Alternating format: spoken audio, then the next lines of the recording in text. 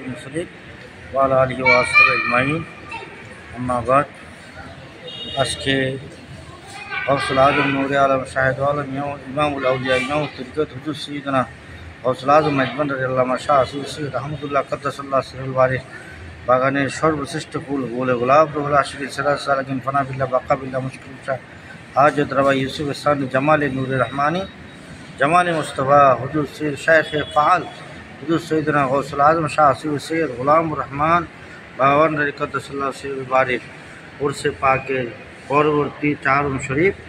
এই চাহারুম শরীফে আমরা আজকে এই মহান দরবারে উপস্থিত হয়েছি।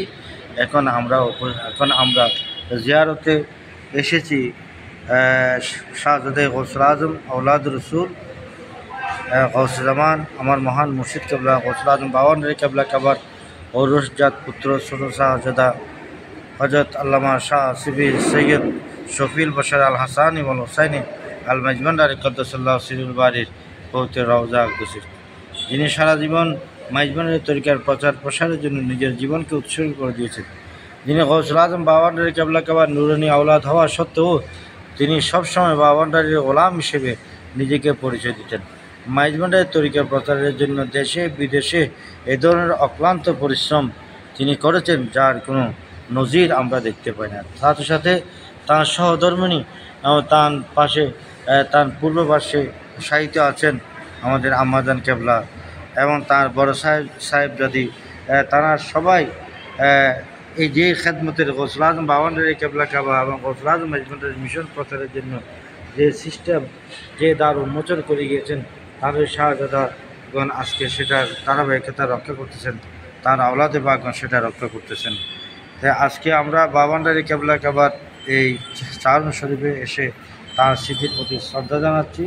তার অবদানের প্রেক্ষিতে আজকে লক্ষ লক্ষ কোটি কোটি গৌসুল আজম মাইজবান্ডারির দয়াপ্রাপ্ত হয়েছেন, গৌসুল আজম বাওয়ানডারির ফয়জপ্রাপ্ত হয়ে নিজেকে ধন্য করেছেন।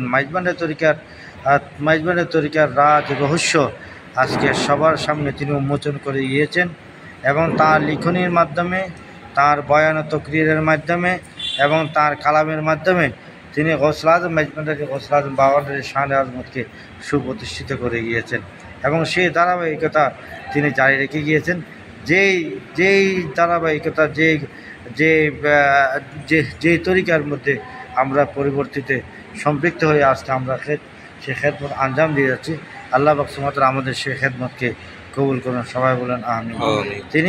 তিনি মাইজবান্ডারি তরিকার প্রতিটা বিষয়, বাওয়ানডারি কেবলা কাবারের প্রতিটা রাজ রহস্য তিনি এমনভাবে ব্যাখ্যা দিয়েছেন, এমনভাবে বাস্তবায়ন করেছেন যেটার নজির বিশ্বের মধ্যে অদ্বিতীয়।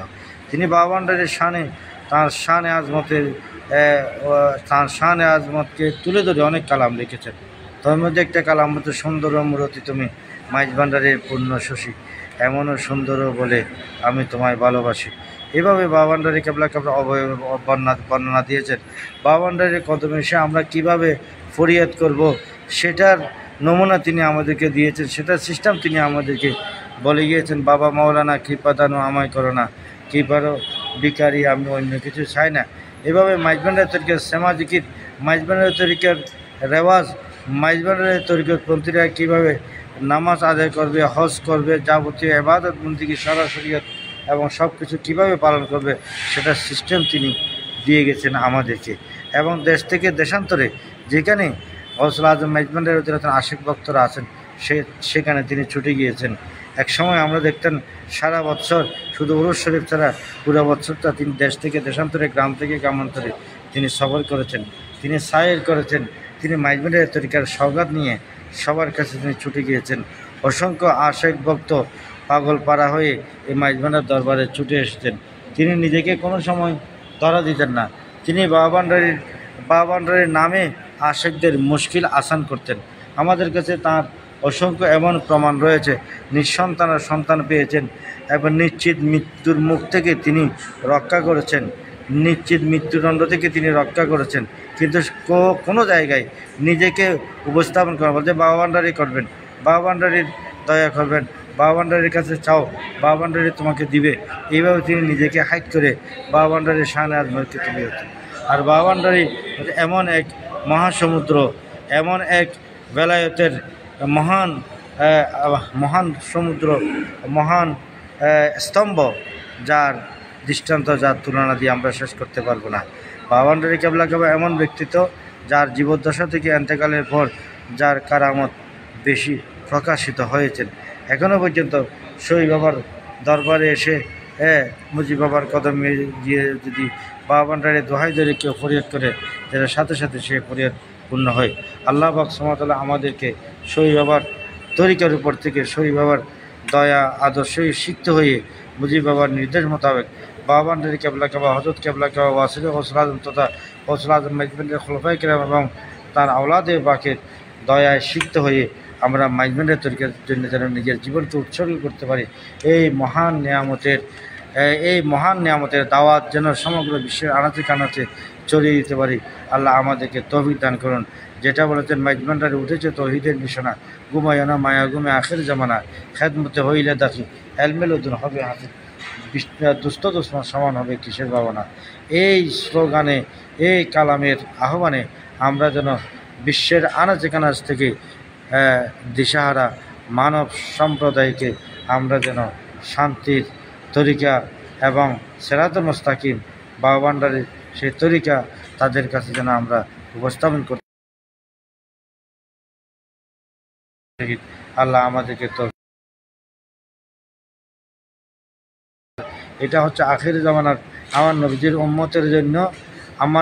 উম্মতের জন্য একটা সহজ পন্থা, হরিয়াল্লাহ হওয়ার জন্য এবং পরিপক্ক মানবীয় গুণাবলী অর্জন করে আল্লাহর প্রিয় বান্দা হিসেবে পরিণত হওয়ার জন্য গৌসুল আজম মাইজবান্ডারী, হযরত কেবলা গৌসুল আজম বাবা ভান্ডারী কেবলা কাবা এবং তার আওলাদে পাকের ফয়েজ বরকত এক মহা ওষুধ। তারা তাদের পরশে এসেছেন, তারা অকাতরে সে নিয়ামত দ্বারা ধন্য হয়েছেন। আল্লাহ পাক সুবহানাহু ওয়া তাআলা আমাদের সবাই যেভাবে অনায়াসে গৌসুল আজম মাইজবান্ডারী, গৌসুল আজম বাবা ভান্ডারী কেবলা কাবার দয়া ধন্য হয়ে পরিপূর্ণ ইনসানে কামেল হয়েছে, সেভাবে আমাদেরকেও হবার তৌফিক দান করুন এবং গৌসুল আজম মাইজবান্ডারীর শানে আজমত সারা বিশ্বের আনাচে কানাচে যথাযথভাবে যেন আমরা পৌঁছে দিতে পারি। আল্লাহ আমাদেরকে তৌফিক দান করুন। আমিন। ওয়া আখিরু দাওয়ানা আলহামদুলিল্লাহি রাব্বিল আলামিন। আসসালামু আলাইকুম ওয়া রাহমাতুল্লাহি ওয়া বারাকাতুহু।